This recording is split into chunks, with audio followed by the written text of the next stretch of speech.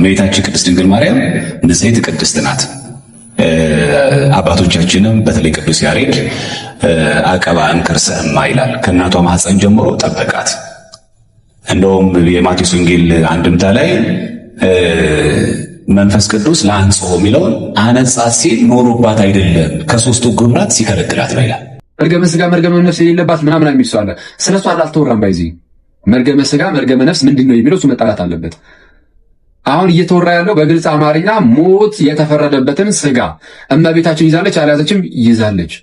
አንዳንዶች ሞት ከመፈረዱ በፊት ያለውን ሥጋ ያዘችው፣ ስለዚህ ሞት ያልተፈረደበትን ሥጋ የሚሉ ሰዎች አሉ። አንድ ብቻ ማስረጃ ጠይቋቸው እንደዚህ የሚሉ ሰዎች ካሉ ኑና አሳዩኝ። ያው እዚህም ከፈለጋችሁ ክርስቲያኖች የምትሆኑ ማለት ነው።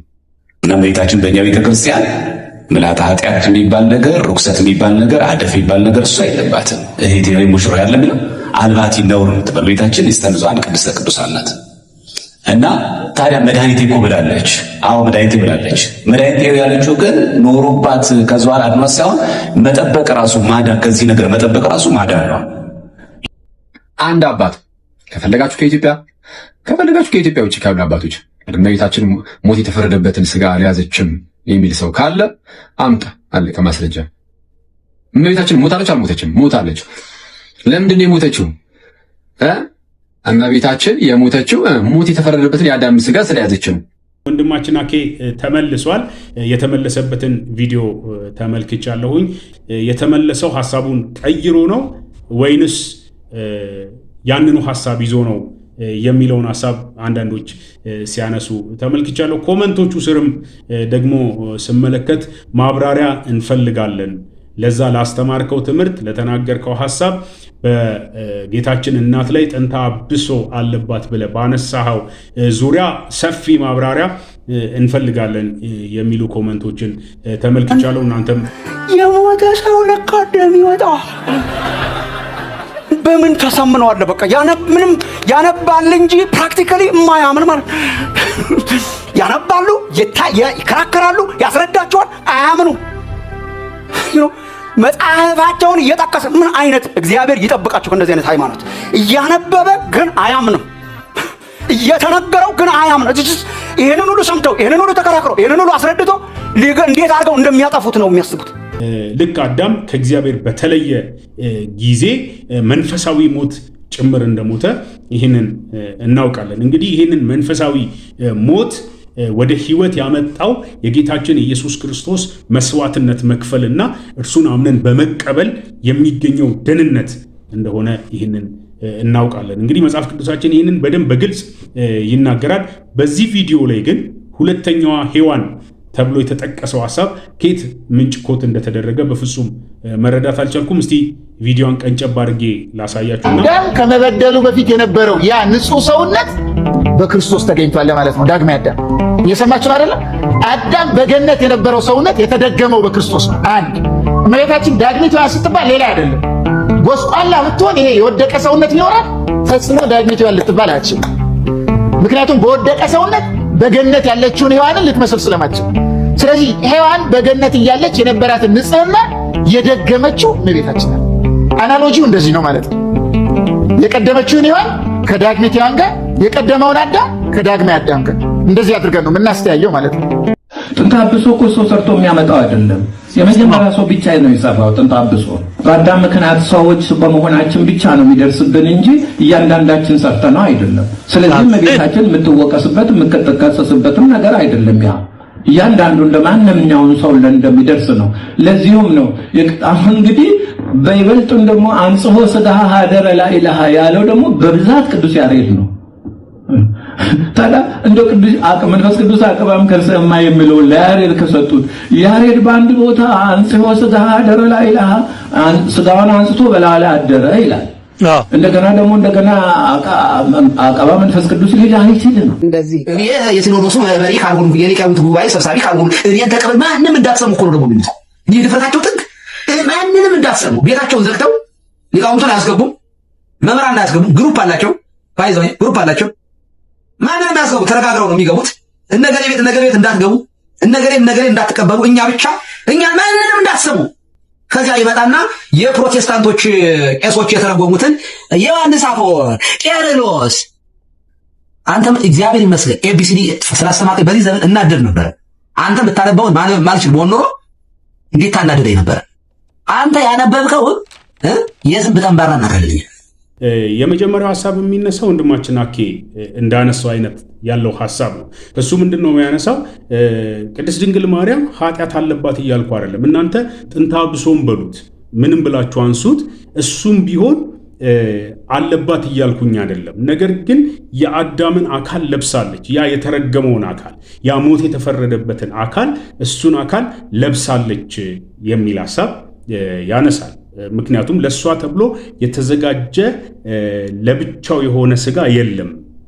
ምክንያቱም እሷም የአዳም ዘር ናት የሚለውን ሐሳብ ነው ያነሳውና ይሄ በጣም መነጋገሪያ ሆኖ የሰራዊት ጌታ እግዚአብሔር ዘርን ባያስቀርልን ኖሮ እንደ ሰዶም በሆነ ገሞራንም በመሰልነ ነበር ይላል። እንግዲህ የቀረ ዘር እንዳለ ኢሳያስ ነው የመሰለው። ዶክተር ሮዳስ እንደምታውቁት በጣም ብዙ ሲያስተምር እናውቃለን። ነገር ግን ይህንን ክፍል የፈታበት አፈታቱ እንዴት በዚህ መንገድ እንደተተረጎመ በፍጹም ለኔ ግልጽ አይደለም። ምክንያቱም በትንቢተ ኢሳያስ ምዕራፍ 1 ላይ ቁጥር 9 ላይ የተጠቀሰው ይሄ ሐሳብ ልክ የማርያምን ዘር ለብቻ እንዳስቀረ ተደርጎ ተተርጉሞ እንመለከተዋለን። ይህንን እንደ ኦርቶዶክስ ቲዮሎጂካል ፐርስፔክቲቭም ቆም ብለው ቢመለከቱት የማስተምረው አስተምሮ ጥንታዊው ከሆነው የኦርቶዶክስ ቲዮሎጂ ጋር ይሄዳሉ የሚለውን ቆም ብለው ቢያዩ ጥሩ ነው ብዬ አስባለሁ። እና ኢሳያስ 1:9ን ለዚህ መጥቀሳቸው በግርምት ነው የተመለከትኩት። ምክንያቱም ቃሉ ማርያም ጥንተ አብሶ የለባትም ተብሎ ለመነሳት የሚያበቃ አይደለም። አባቶች እንደሱ አላስተማሩም የሚል ሐሳብ ያነሳል። ምክንያቱም እኛ ሕሊና ያለን ሰዎች ነን። ሰዎችን ከቤተ ክርስቲያን ይህንን ካልተቀበልክ ብለን እያስገደድን ከቤተ ክርስቲያን ሰዎችን ማባረር የለብንም። ምክንያቱም እንደዚህ የሚል ትምህርት ስለሌለ ይህንን የግድ መቀበል አለብን የሚል ሰው ካለ ማንም አስተማሪ ቢሆን እኔን መጥቶ ያናግረኝ የሚል ሐሳብ ተናግሯል። ይኸው ቪዲዮ። ለምሳሌ እነዚህ የገድል መጽሐፍት ናቸው። ለምሳሌ እነዚህ የገድል መጽሐፍት ናቸው። የገድል እና የተአምር አይ ቲንክ የእመቤታችን ተአምር የተአምረ ማርያም መጽሐፍ አለ። ይኸው ለምሳሌ የተአምረ ማርያም ማለት ነው።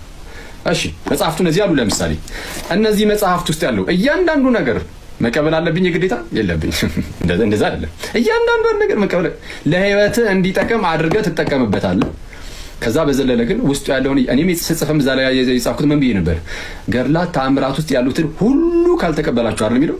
እንደዚህ አይነት ትምህርት የለም በክርስትናችን ውስጥ። ሌላ ክርስትና እየፈለሰፋችሁ ከሆነ አላውቅም፣ አንዳንድ ሰዎች ማለት ነው የራሳችሁን ቤተክርስቲያን ልታቋቁሙ ከሆነ ማለት ነው። ይልቅሳጨልም መዝጊያው ሰንቆፍ የሰው ልጅ መለስ ለሚጠፋው ዓለም ጉልበቱን ከማፍሰስ። ሰላም ቅዱሳን የእግዚአብሔር ቤተሰቦች እንደምን ቆያችሁ? የእግዚአብሔር አብ ፍቅር የልጁም የኢየሱስ ክርስቶስ ጸጋና ሰላም ከሁላችን ጋር ይሁን። ደጋግሜ እንደማነሳው ያልጠፋ ነው ከእግዚአብሔር ምሕረት የተነሳ ነው። ርኅራኄው አያልቅምና ማለዳ ማለዳ አዲስ ነው፣ ታማኝነት ብዙ ነው ተብሎ በእግዚአብሔር ቃል ላይ እንደተጻፈ እንግዲህ እንደገና ደግሞ በዚህ ቪዲዮ ተገናኝተናል። እግዚአብሔር ምሕረቱን አብዝቶልናል፣ እድሜ ጨምሮልናል። ስለዚህ ስለ እግዚአብሔር ከመነጋገር ውጪ የጌታን ፈቃድ ከማድረግ ውጪ ሌላ ምንም አማራጭ የለንም። እንደተለመደው እንግዲህ እንደ እግዚአብሔር ቃል የሆኑ ሐሳቦችን የምንነጋገር ይሆናል። ይሄ ቻናል ከናንተ ውጪ ሊያድግ በፍጹም አይችልም። ስለዚህ እናንተ ሰብስክራይብ በማድረጋችሁ ከናንተ ላይ የሚቀንሰው ነገር አንዳች ነገር አይኖርም። ደጋግሜ እንደማነሳው ያችን በተን በመጫናችሁ ምክንያት የሚጎልባችሁ አንዳችም ነገር የለም። ለቻናሉ ግን እጅግ በጣም ጠቃሚ ስለሆነ ሰብስክራይብ ያላደረጋችሁ ሰዎች ሰብስክራይብ በማድረግ አብራችሁኝ እንድታገለግሉ ይሁን ለማለት እወዳለሁ። ሌሎቻችሁ ደግሞ ላይክ እያደረጋችሁ የተለያዩ ሐሳቦች ልሰጧቸው የምትፈልጓቸው ኮመንቶች ካሉ ምናልባት በዚህ ቪዲዮ ላይ ከምናገራቸው ንግግሮች ተነስታችሁ ከተነሳው ሐሳብ ተነስታችሁ እንደው ይሄ ቢሆን ይሄ ቢጨመር ይሄኛው ቢቀነስ የምትሉት ሐሳብ ቢኖራችሁ ደግሞ በኮመንት መስጫው ላይ ገብታችሁ የትኛውንም አስተያየትና ሐሳባችሁን እንድታጋሩ ሌሎችም ደግሞ ይህንን ኮመንት እያነበቡ እንዲማሩ ለትምህርት የሚሆን ነገር እንደ እግዚአብሔር ቃል ሐሳብ የሆነ ነገር እንድትጽፉ አበረታታችኋለሁ። ከስድብ በስተቀር የትኛውንም ነገር መጻፍ ይቻላል። ቪዲዮዎችን ይዣለው። ከነዚህ ከምንመለከታቸው ቪዲዮዎች ዋነኞቹ ሰሞኑን በወንድማችን አኬ ላይ ሲነሳ የነበረውን ሐሳብ ይሆናል። እንግዲህ ወንድማችን አኬ ተመልሷል። የተመለሰበትን ቪዲዮ ተመልክቻለሁ። የተመለሰው ሐሳቡን ቀይሮ ነው ወይንስ ያንኑ ሐሳብ ይዞ ነው የሚለውን ሐሳብ አንዳንዶች ሲያነሱ ተመልክቻለሁ። ኮመንቶቹ ስርም ደግሞ ስመለከት ማብራሪያ እንፈልጋለን፣ ለዛ ላስተማርከው ትምህርት፣ ለተናገርከው ሐሳብ በጌታችን እናት ላይ ጥንተ አብሶ አለባት ብለህ ባነሳኸው ዙሪያ ሰፊ ማብራሪያ እንፈልጋለን የሚሉ ኮመንቶችን ተመልክቻለሁ። እናንተም የተመለከታችሁት ይመስለኛል። እንግዲህ ይሄ ጉዳይ እጅግ በጣም መነጋገሪያ የሆነ ሐሳብ ነው። መነጋገሪያነቱ ደግሞ እንደው እንደ መጽሐፍ ቅዱስ ሆኖ ሁላችንም ልንረዳው ይገባል ብዬ ስላሰብኩኝ እነዚህን ሐሳቦች የምንመለከት ይሆናል። ወንድማችን አኬ በዋናነት ያነሳው ይሄ አሁን በጌታችን እናት ላይ ጥንተ አብሶ አለባት። ይህ ጥንተ አብሶ ማለት ኦሪጂናል ሲን የምንለውን ማለታችን ነው። እንደውም ወንድማችን አኬ ቅድስት ድንግል ማርያም ጌታችን ኢየሱስ ክርስቶስ ራሱ ሊያድናት ነው የመጣው፣ ለሷም ሞቶላታል እና የሱም መሞት ለሷም ያስፈልጋታል የሚል ሐሳብ ሲናገር ተመልክተናል። ይሄም እኔም የምጋራው ሐሳብ ነው። ምክንያቱም መጽሐፍ ቅዱስ መድኃኒቴ ትለዋለች።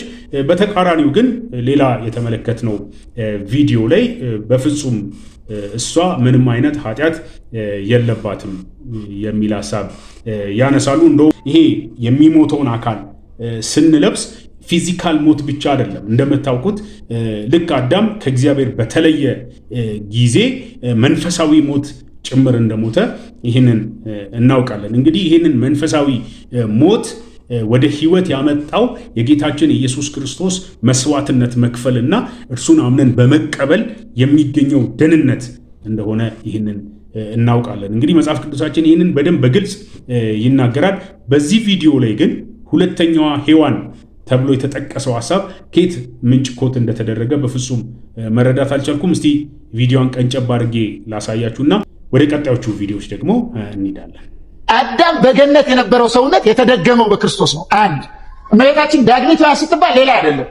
ጎስቋላ ብትሆን ይሄ የወደቀ ሰውነት ይሆናል። ፈጽሞ ዳግሚት ሔዋን ልትባል አትችልም። ምክንያቱም በወደቀ ሰውነት በገነት ያለችውን ሔዋንን ልትመስል ስለማትችል፣ ስለዚህ ሔዋን በገነት እያለች የነበራትን ንጽሕና የደገመችው እመቤታችን ናት። አናሎጂው እንደዚህ ነው ማለት ነው። የቀደመችውን ሔዋን ከዳግሚት ሔዋን ጋር፣ የቀደመውን አዳም ከዳግማዊ አዳም ጋር እንደዚህ አድርገን ነው የምናስተያየው ማለት ነው። ይሄ ቪዲዮ እንደተመለከታችሁት ነው። ወንድማችን አኬ ታዲያ ያነሳቸው ይህንንም የሚጨምር 3 ሐሳቦችን አንስቷል። የመጀመሪያው ያነሳው ሐሳብ ምንድን ነው? የታምረ ማርያምን፣ የገድላትን፣ የድርሳናትን ሁሉንም ሐሳብ ተቀበል የሚል የሚያስገድድ የቤተ ክርስቲያን ትምህርት የለም፣ አባቶች እንደሱ አላስተማሩም የሚል ሐሳብ ያነሳል። ምክንያቱም እኛ ሕሊና ያለን ሰዎች ነን። ሰዎችን ከቤተ ክርስቲያን ይህንን ካልተቀበልክ ብለን እያስገደድን ከቤተ ክርስቲያን ሰዎችን ማባረር የለብንም። ምክንያቱም እንደዚህ የሚል ትምህርት ስለሌለ ይህንን የግድ መቀበል አለብህ የሚል ሰው ካለ ማንም አስተማሪ ቢሆን እኔን መጥቶ ያናግረኝ የሚል ሐሳብ ተናግሯል። ይኸው ቪዲዮ ገና ተአምራት ላይ ድርሳናት ገድላት ላይ ስለተጻፈ ብቻ መቀበል አለባቸው። ፕሊስ እንደዛ አትበሉ። ኦኬ ህሊና የሚባል ነገር ሁሉም ሰው ጋር አለ። ህሊናቸው እያወቀው ስህተት እንደሆነ ግን በቃ ስለተጻፈ ተቀበል እያልክ ሰዎችን ከእምነታቸው አታስወጣ።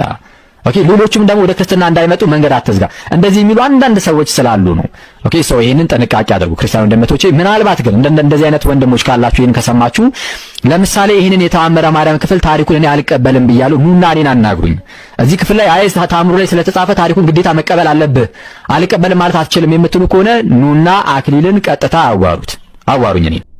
ሁለተኛው ሐሳብ ደግሞ ያነሳው ሐሳብ ምንድነው? ቅድም እንዳነሳሁት በጌታችን እናት በቅድስት ድንግል ማርያም ላይ ጥንተ አብሶ አለባት ወይስ የለባትም የሚለውን ሐሳብ አንስቷል። እንግዲህ በዚህ ሐሳብ አቅጣጫ የተለያዩ አይነት ሐሳቦች ተመልክተናል። እነዚህ ምዕራባውያኑ የሚያነሱት ሐሳብ አለ። ደግሞ እነዚህ ምስራቃውያን የምንላቸው የምስራቅ ኦርቶዶክስ እና የምዕራብ ኦርቶዶክስ ብለን የምናነሳው የተለያዩ ሐሳቦች አሉ። እነዚህ ምዕራባውያኑ የሚያነሱት የአውግስጢን ትምህርት ነው መነሻው ሐሳብ ተብሎ ይታመናል። የእሱ ሐሳብ ምንድን ነው? የአዳም ኃጢአት አዳም የሰራው ያንን በለሱን በሚበላበት ጊዜ እኛም አብረነው እንደበላን ይቆጠራል። የአዳም ኃጢአት ቀጥታ የእኛም ኃጢአት ነው፣ ኮምፕሊትሊ ያንን ኃጢአት እንዳረግነው ነው የሚቆጠረው የሚል ሐሳብ ያነሳሉ። የምስራቅ ኦርቶዶክሱ ደግሞ በፍጹም እንደሱ አይደለም። እሱ የግሪክን ትምህርት ስላልተማረ ክፍሉን በትክክል ስላልተረዳ ነው። ሮሜ ምዕራፍ 5 ቁጥር 12 ላይ ያለው ሐሳብ ሞት ነው ለሰው ልጆች የደረሰው እንጂ ያንን ኃጢአት ኮምፕሊትሊ እኛ ላይ ይቆጠርብናል የሚል ሐሳብ አይደለም። ይሄ የሞት የሚባለው የሞትን አካል ያስለበሰንን ጉዳይ ነው እንጂ የገጠመን ሞት ነው እንጂ ወደ ሰው ልጆች የደረሰው ያ ኃጢአት ለራሱ ነው። ኃጢአቱ ለኛ አይደለም። እሱ የሰራው ኃጢአት ራሱ የሰራው ነው። እኛ ግን በሱ ኃጢአት ምክንያት ስለተረገምን ይህ ኃጢአት የሚሰራውን ማንነት ለብሰናል፣ ወይም ደግሞ የሚሞተውን አካል ለብሰናል። እንደዚህ ነው ሐሳቡ የሚል ሐሳብ ያነሳሉ። ስለዚህ እኛ ደግሞ ከመጽሐፍ ቅዱሳችን ሮሜ ምዕራፍ 5ን በማየት የሚለውን ሐሳብ ለመረዳት እንሞክራለን። ስለዚህ ወንድማችን አኬ ያነሳው ሁለተኛው ሐሳብ ይሄ ነው። የጌታችን እናት ቅድስት ድንግል ማርያም የሚሞተውን አካል ለብሳለች። ለእሷ ተብሎ የተዘጋጀ ብቸኛ እሷ የተወለደችበት ስጋ የተዘጋጀ አይደለም፣ ምክንያቱም እሷም የአዳም ዘር ናት የሚል ሐሳብ አንስቷል። እንግዲህ ይህንንም ሐሳብ የምንመለከተው ይሆናል። አያችሁ፣ አዳም ደግሞ የሰው ዘር ሁሉ ሄድ ነው፣ ራስ ነው። የሰው ዘር ሁሉ ሁላችንም የምንመዘዘው ከአዳም ነው። በዚህ ምክንያት ሞት ወደ አዳም ዘልቆ ገብቷልና ከአዳም የሚወለዱ ልጆች ሁሉ ሰዎች ሁሉ ሞት የተፈረደበትን ስጋ ይዘው ነው የሚመጡት። ስለዚህ ሁሉም ይሞታሉ። አሁን አይታችኋል፣ ሕፃናት ተወልደው ምንም ሳይሰሩ ምንም ኃጢአት ሳይሰሩ ንጹህ የሆኑ ሕፃናት ሲሞቱ ልታይ ትችላለህ። ለምን? ሞት የተፈረደበትን ስጋ ይዘው ስለሚወለዱ። ምክንያቱም የአዳም ልጆች ናቸው። እንግዲህ ሌላ ከየትም ከሌላ ቦታ አይመጡ፣ የአዳም ልጆች ናቸው።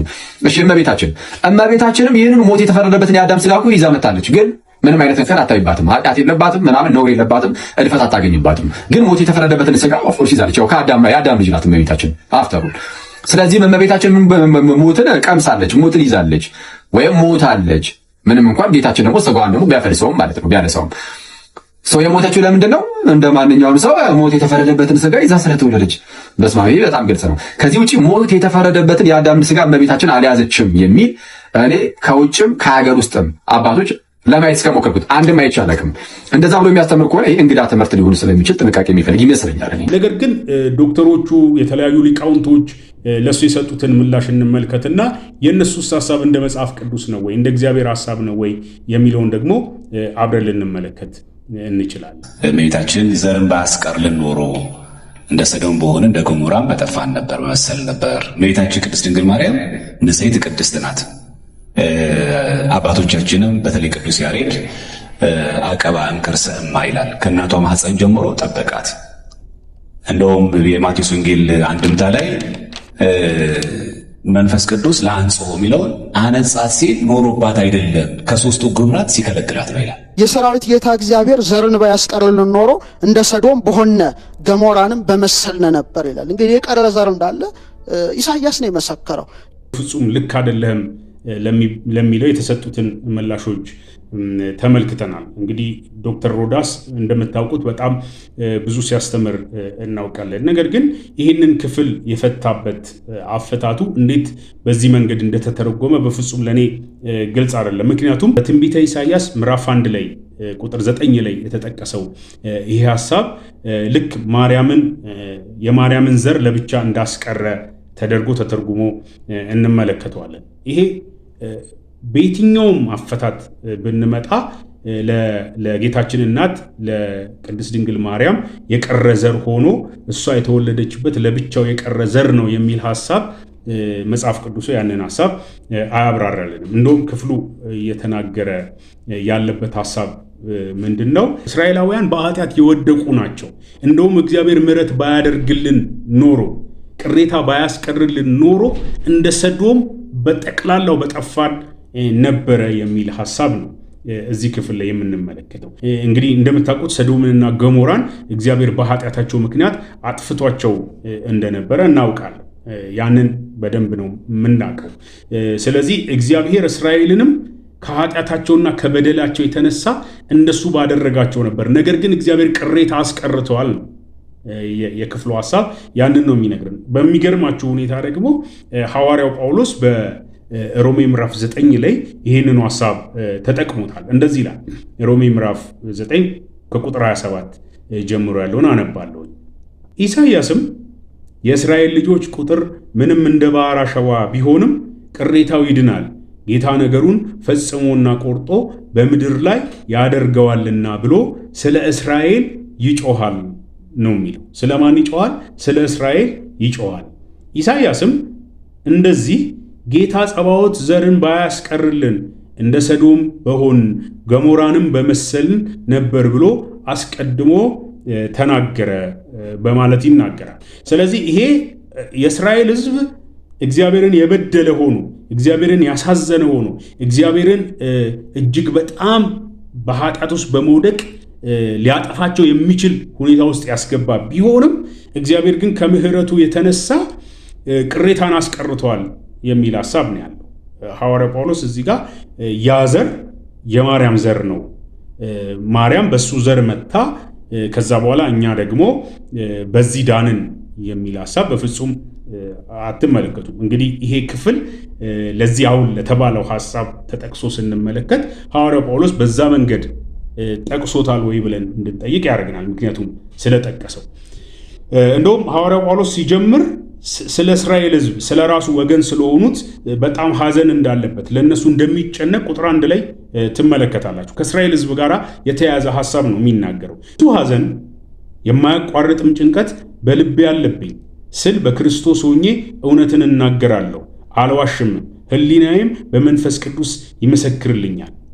በሥጋ ዘመዶቼ ስለሆኑት ስለ ወንድሞቼ ከክርስቶስ ተለይቼ እኔ ራሴ የተረገሙ እንድሆን እጸልይ ነበርና እነርሱ እስራኤላውያን ናቸውና ልጅነትንና ክብርን ኪዳንንም የሕግንም መሰጠት የመቅደስንም ሥርዓት የተስፋውንም ቃል ለእነርሱ ናቸውና አባቶችም ለእነርሱ ናቸውና ከእነርሱም ክርስቶስ በሥጋ መጣ፣ እነርሱም ከሁሉ በላይ ሆኖ ለዘላለም የተባረከ አምላክ ነው፣ አሜን ይላል። ስለዚህ ክርስቶስም የመጣው ከነሱ ዘር ነው እያለ ነው የሚናገረው እንጂ የተለየ ያስቀረው ዘር ማርያም የመጣችበት የተለየ ያስቀረው ዘር እንዳለ በፍጹም አይገልጽልንም። ስለዚህ ወረድ ብሎ ደግሞ ስታዩ ይኸው ቅድም ያነሳነውን የኢሳይያስን መጽሐፍ ዘርን ባያስቀርልን የሚለውን ጠቅሶ ሲናገር ትመለከታላችሁ። ስለዚህ ይሄ ክፍል በፍጹም አላጎሪ ነው። ከተነገረለት መጽሐፉ ላይ ከተጻፈው ሐሳብ ውጪ ተጠቅሷል። ማርያም የተለየ ዘር አላት የሚል ለመጥቀስ ማለት ነው። እንግዲህ ወንድማችን አኬም ያነሳው ሐሳብ ይሄ ነው። መጽሐፍ ቅዱሱም እንግዲህ ይሄንን ሐሳብ ነው የሚያጠነክርልን። ምናልባትም ቅድም ስለ ዶክተር ማሙሻ ስለሰጠው ምሳሌ አነሳላችኋለሁ ብያችኋለሁ። እሱን ቪዲዮ እጋብዛችኋለሁ። ማለት አንድ ሰው የሆነን ነገር እርግጠኛ ሆኖ ካመነና ያንን መልቀቅ ካልፈለገ እንዴት ከባድ እንደሆነ የተናገረበትን ሐሳብ ነው የምጋብዛችሁ። ከዛ በፊት ግን የተለጠጠ ነገረ ማርያም ትምህርት አለ በአንዳንዶች ዘንድ በማለት አንስቷል። እንግዲህ ይህንንም ለምሳሌ ለማንሳት ያክል የመጀመሪያው ሐሳብ የሚነሳው ምንድነው? ማርያም ከሌለች ሥላሴ የለም የሚል ሐሳብ ይነሳል። እንግዲህ እናንተ ይህንን ቪዲዮ ደጋግማችሁ እየሰማችሁት ይመስለኛል። እጅግ በጣም ውድቀትን የሚያመጣ ኑፋቄ የሆነ ትምህርት እንደሆነ ግልጽ ነው። ምክንያቱም ማርያም ራሷ በእግዚአብሔር ነው እንጂ የተፈጠረችው እሷ ከሌለች እግዚአብሔር ሥላሴ የለም የሚያስብል የትኛውን መጽሐፍ ቅዱሳዊ ትምህርት አናገኝም። ስለዚህ እሷ ከሌለች ሥላሴ የለም፣ ሥላሴ ከሌለው ዓለምም የለም የሚል አንድምታ ያለው ትምህርት ተመልክተናል። ይሄ የተለጠጠ ነገረ ማርያም ነው ብሎ ነው አኬ ያነሳው ነው እያነሳው ያለሁት። እንግዲህ እንደ ምሳሌ የተነሱትን የተለጠጡትን ሐሳቦች ነው ማነሳው። ያለ ማርያም አማላጅነት ዓለም አይድንም የሚል ሐሳብ ነው። እንግዲህ ይሄም የምታውቁት ነው። ሊቃውንቱ እርስ በርሳቸውም አልተስማሙም። ሌላኛው ወንድማችን ዲያቆን ሄኖክ ያነሳው ሐሳብ ነው። እንግዲህ በስሱ በጊዜው ተነስቶ በጣም ብዙ ሚዲያ ላይ ሲንሸራሸር ነበር። እሱም ሐሳብ ምንድን ነው? ማርያም እኮ ታማልድ ነው የተባልከው።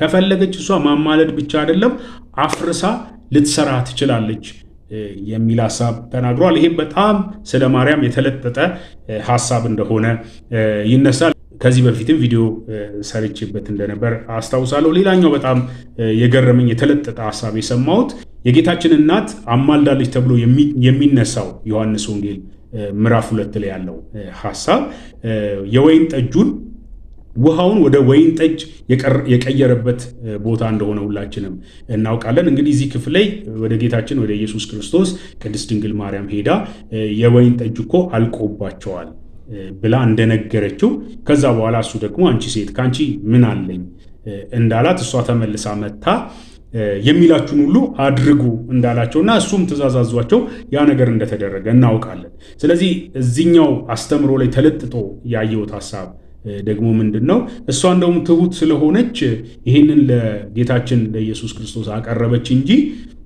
ጀስት አስተናጋጁን ጠርታ ቅዳና ስጣቸው ብትልም ይሆንላታል የሚል ንግግር ተመልክቻለሁ። ይህንንና ይህንን የመሳሰሉ ብዙ የተለጠጡ ስለ ነገረ ማርያም የተለጠጡ ሐሳቦች የሚል ሐሳብ አንስተዋል። እንግዲህ ወንድማችን አኬን ለመናፍቃኑ ወይም ደግሞ እነሱ እንግዲህ እንደነሱ አጠራር ለጴንጤ መልስ ሲሰጥ ይህንን ሰው አለማድነቅ አይቻልም ብሎ ቄስ ዲበኩሉ ሲያደንቀው ተመልክተናል። ሌላ ጊዜ ደግሞ አሁን ያነሳውን ሐሳብ ደግሞ ሲያነሳ በቃ በጣም እኔ የተማርኩኝ ባልሆን ኖሮ እንደው በጣም አዝን ነበረ እና አንተ የምትረዳውን አንተ የምታነበውን እኔም አነበዋለሁ እንደውም የዝንብ ጠንጋራ እናውቃለን የሚል ንግግርና በጣም አልተማረም አኬድ ዲቁና የለውም እንደዛና እንደዚህ የለውም የሚል ደግሞ የሚያጥላላ ሐሳብ ሲናገርም ይኸው በቪዲዮ ላይ እንደምትመለከቱት ተመልክተናል። እኔ የሲኖዶሱ መሪ ካልሆንኩ የሊቃውንት ጉባኤ ሰብሳቢ ካልሆንኩ እኔን ተቀበል ማንንም እንዳትሰሙ እኮ ነው ደግሞ የሚሉት። እንዲህ ድፍረታቸው ጥግ ማንንም እንዳትሰሙ ቤታቸውን ዘግተው ሊቃውንቱን አያስገቡም፣ መምህራን አያስገቡም። ግሩፕ አላቸው፣ ባይዘው ግሩፕ አላቸው። ማንንም አያስገቡ፣ ተነጋግረው ነው የሚገቡት። እነገሌ ቤት እንዳትገቡ፣ እነገሌ እንዳትቀበሉ፣ እኛ ብቻ እኛ ማንንም እንዳትሰሙ። ከዚያ ይመጣና የፕሮቴስታንቶች ቄሶች የተረጎሙትን ዮሐንስ አፈወርቅ ቄርሎስ አንተም እግዚአብሔር ይመስገን ኤቢሲዲ ስላስተማርከኝ በዚህ ዘመን እናደድ ነበር። አንተ የምታነበውን ማንበብ ማልችል በሆን ኖሮ እንዴት ታናደደኝ ነበር። አንተ ያነበብከውን የዝንብ ጠንባራ እናደርግ። እንግዲህ ወንድሞች እህቶች ምንድን ነው ላነሳ ያሰብኩት ሐሳብ ከወንድማችን አኪ አንጻር ይህንን አነሳ ነው እንጂ እጅግ በጣም የቆየ ትምህርት ነው። ይሄ ሐሳብ እጅግ በጣም ሲያነጋግር የቆየ ሐሳብ ነው። እንደውም አስታውሳለሁ አንድ ጓደኛዬ በጣም ወዳጅ የሆነ ጓደኛዬ ምናልባትም ይህንን ቪዲዮ በዚህ ሰዓት ሊመለከት ይችላል። ከጓደኞቹ ጋር እየተከራከሩ ድንገት ደረስኩ እና እዛ ስመጣ እየተከራከሩ የነበረበት ጉዳይ ምንድን ነው? የጌታችን እናት ሌሎች ልጆች አሏት ወይ የሚል ጥያቄ ነበር። አሏት ወይስ የሏትም? ክርክሩ ይሄ ነበር እና እነዛኞቹ አሏት ይላሉ፣ እሱ ደግሞ የላትም ይላል። እንግዲህ እነዛ መጽሐፍ ቅዱስ ጠቅሰው ነው የሚናገሩት፣ እሱም የሚጠቅሰው የራሱ ሐሳብ ነበረው እና የተነሱትን የእግዚአብሔር ቃል ክፍሎች እናንተ ያው ታውቋቸዋላችሁ። እንግዲህ እድሜያችንን ሙሉ በዚህ ሐሳብ ክርክር ተነስቶ ስናነሳቸው ስንነጋገርባቸው የቆዩ ሐሳቦች ስለሆኑ በወቅቱ ግን ለኔ የተጠየቁት ጥያቄ ምንድነው? አላት ወይስ የላትም የሚል ሐሳብ ነው የተጠየቁት። ይሄ ወዳጄ በጣም ጠበቅ አድርጎ ነው እንደው ረገጥ አድርጎ ነው የጠየቀኝ። ጥያቄውን ከመመለስ ይልቅ ግን እኔ ሐዘን ነው በውስጤ የሞላው። ምክንያቱም እኛ የዳንበትን ዋናው ጉዳይ መነጋገር ሲገባን በደህንነታችን ላይ ለውጥ በማያመጣ ነገር ወይም ደግሞ የድነትን ጉዳይ ሊነካ የማይችልን ነገር ይዘን በመከራከራችን ስለ ደህንነት እንዳናወራ መሆናችንን ሳስብ በጣም ነው ያዘንኩት። ስለዚህ በሰዓቱ የመለስኩት ምላሽ ምንድነው? ዛሬም ለእናንተ የማነሳላችሁ ጌታችን ኢየሱስ ክርስቶስ ከድንግል ማርያም ተወልዶ እኛን ሊያድነን ራሱን አሳልፎ ሰጥቶ ያውም ደግሞ ተመልከቱ፣ ያውም አምላክ የሆነው ሰው ነው የሆነው። አምላክ የሆነው ሰው ነው የሆነው። በፍጹም የማይቻለው ነገር ነው የተቻለው። በውኑ ለእግዚአብሔር የሚሳነው ነገር አለን ነው ያለው መልአኩ ገብርኤል ለቅድስት ድንግል ማርያም ሲያበስራት። በብስራቱ ሰዓት ይህንን ነው የተናገረው። እሷም ወንድ ስለማላውቅ ይሄ እንዴት ይሆናል አለችው ይላል። እና ይሄ የማይቻለውን ነገር ሰው ሆኖ አሳይቶ ከእርሷ ተወልዶ እኛን ሊያድነን የመጣውን እሱ ላይ ትኩረት ልናደርግ ሲገባ ከዛ በኋላ ልጅ ወልዳለች ወይ አልወለደችም ወይ የሚለው ክርክር ለእኛ ምንድን ነው የሚጠቅም? እስቲ ቆይ ምንድን ነው ለእኛ መውለዷ ምንድን ነው የሚጎዳን? አለመውለዷ ምንድን ነው የሚጠቅመን? ወይም ደግሞ አለመውለዷ ምንድን ነው የሚጠቅመን? መውለዷስ ምንድን ነው የሚጎዳን? እኔ ምንም ትርጉሙ በፍጹም አልታየም። ስለዚህ በመጽሐፍ ቅዱሳችን ላይ ይሄ ዝርዝር ነገር ተደርጎ እንዳልተቀመጠልን በጣም በግልጹ ማየት እንችላለን። በጣም በግልጽ ማየት እንችላለን።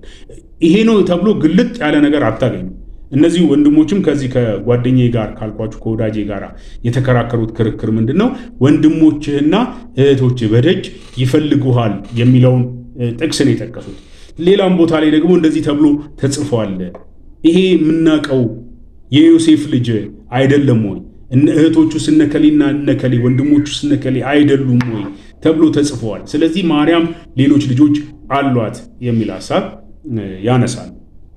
ሌላኛው ደግሞ መከራከሪያ ጌታ ኢየሱስ ክርስቶስ አልበቃት ብሎ ነው ወይ እንደገና ሌሎች ልጆች የወለደችው? እሷ በድንግልና ጸንሳለች፣ በድንግልና ወልደዋለች፣ እድሜዋን ሙሉ በድንግልና ነው የኖረችው የሚል ደግሞ ሌላኛው ሐሳብ ይነሳል። ይሄ ሁለቱም ሐሳብ ከኛ ደህንነት ጋር የሚያያዝ ሐሳብ አይደለም። ሁለቱም ሐሳብ ቢሆን ከኛ ደህንነት ጋር የሚያያዝ ሐሳብ አይደለም። ግን ታውቃላችሁ ሰዎች ይሄንን በመከራከር ደህንነታቸውን እስኪያጡ ድረስ ይለያያል። በጣም በሚያሳዝኑ ሁኔታ ስለ ጌታ ማሰብ እንዳይችሉ ቅድስት ድንግል ማርያም ስለወለደችው ስለ አዳኙ ስለ ኢየሱስ ክርስቶስ ብቻ መነጋገር እንዳይችሉ ሌላ ርዕስ ተሰጥቷቸው በዛ ርዕስ ሲጨቃጨቁ ታገኛላችሁ። ያ ነው ሐዘኔን ብዬ ማነሳላችሁ ሐሳብ። እስቲ ዶክተር ማሙሻ ያነሳውን ሐሳብ እንመልከትና መልእክቴን ወደ ማብቃቱ ልምጣ።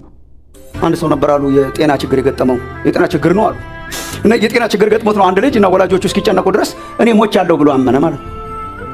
እና በቃ ሞቻለሁ ብሎ ከሰው ጋር አያወራ ምን አይል ምን ሆነ ነው ሲባል ሞቻለሁ እና እንደ ሞተ ሰው ለመኖር ነው የሚሞክረው። ኢንተራክት አያደርግም፣ ስራ ማይሄድም፣ ትምህርት ማይሄድም፣ ሞቻለሁ እና ለማስረዳት ቢሞክሩ ሞቻለሁ ነው የሚል። በኋላ የአእምሮ ሐኪም ጋር ይወስዱታል። የአእምሮ ሐኪም ጋር ሲሄድ ትንሽ አወራና የአእምሮ ሐኪም አሁን አንተ ምን ሆኛለሁ ነው የምትለው? እኔ ሞቻለሁ ይላል ሐኪም። በኋላ ሐኪሙ የሚያረጋው ሲቸግረው ወይ ደግሞ አይ ቲንክ በትምህርቱም ሳይኖር አይቀርም ጽሑፍ ይሰጠዋል። እሱን አንብቦ እንዲመጣ ማለት ነው። ይሄንን አንብብና የሚቀጥለው ሳምንት ያለው አለው እና ያንን ጽሑፍ ወሰደ። ጽሑፉን ይዞ ሄዶ ሲያነብ ከረመ ማለት ነው። ጽሑፉ ባጭሩ የሞተ ሰው በምን እንደሚታወቅ ነው ሲያነብ ከረመው እና አንብቦ ከርሞ ሄደ እና ተመልሶ ሲሄድ አነበብክ ጽሑፉን አለው። አዎ። አንብበሃል? አዎ። ተረድተሃል? አዎ። እስቲ የሞተ ሰው የሚታወቅበት አንድ ምልክት ንገረኛል ከጽሑፉ ማለት ነው። አይ ቲንክ ጽሑፉ እነሱን ለማስተማር የተጻፈ ይመስለኛልና የሞተ ሰው አንዱ ሰውየው ፒክ ያደረገው የተረዳሁት የሞተ ሰው ደም አይወጣው ማለት በጣም ትክክል ነው። ጽሑፉ ውስጥ አለ። እነሱን ለማሳመን መሆን አለበት። የሞተ ሰው ሲቆረጥ ምንም ደም አይወጣው ማለት አይደማም። የሞተ ሰው በጣም ጥሩ ነው። በጣም ጥሩ ተረድታ አስደገመው። እስቲ ድገም እያለ የሞተ ሰው ምን አይሆንም? አይደማም። መሞት አለመሞቱ በምን ይታወቃል? ሲነካ አይደማም። በቃ አሁን እንሞክራለን። አንተ መሞት አለመሞትህን እናረጋግጣለን። እሺ የሞተ ሰው ምን አይሆንም? አይደማም እያለ የሚያነባው ልክ ነው። አይደማም። ከዛ አመጣና በትንሽዬ ነገር ጠቅ አድርጎ እጁ ላይ ቋጥ ሲያደርገው ፕሽ ብሎ ደም ወጣ። ከዛ ማለት ነው የሞተ ሰው ለካ ደም ይወጣል።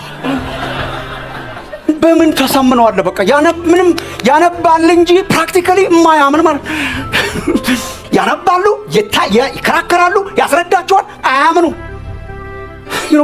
መጽሐፋቸውን እየጠቀሰ ምን አይነት እግዚአብሔር ይጠብቃችሁ ከእንደዚህ አይነት ሃይማኖት። እያነበበ ግን አያምንም፣ እየተነገረው ግን አያምንም። ይህንን ሁሉ ሰምተው ይህንን ሁሉ ተከራክረው ይህንን ሁሉ አስረድተው እንዴት አድርገው እንደሚያጠፉት ነው የሚያስቡት። እንደዚህ ነው እንግዲህ እንደሰማችሁት ነው።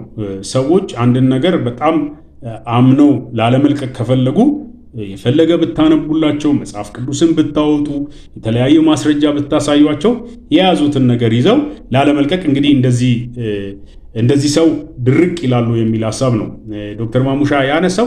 እንግዲህ እህቶቼና ወንድሞቼ በየስፍራው ሁሉ ያላቸው እግዚአብሔር ቤተሰቦች ቅድም መግቢያ ላይ እንደተናገርኩት ይህንን ቻናል ለማሳደግ የእናንተ እገዛ እጅግ በጣም ያስፈልገኛል። ሰብስክራይብ እያደረጋችሁ ደግሞ ለሌሎች እንዲደርስ ይህንን ቪዲዮ ሼር እያደረጋችሁ እንድትከታተሉ ጋብዛችኋለሁ። እስካሁኑ ሰዓት ድረስ ደግሞ አብራችሁኝ ስለቆያችሁ እጅግ በጣም አመሰግናለሁ። በሚቀጥለው ሐሳብ በሚቀጥለው ቪዲዮ እስክንገናኝ ሰላም ቆዩልኝ። ሰላማችሁ ይብዛ። ይልቅስ አይጨልም መዝጊያው ሳይቆለፍ የሰው ልጅ መለስ ለሚጠፋው ዓለም ጉልበቱን ከማፍሰስ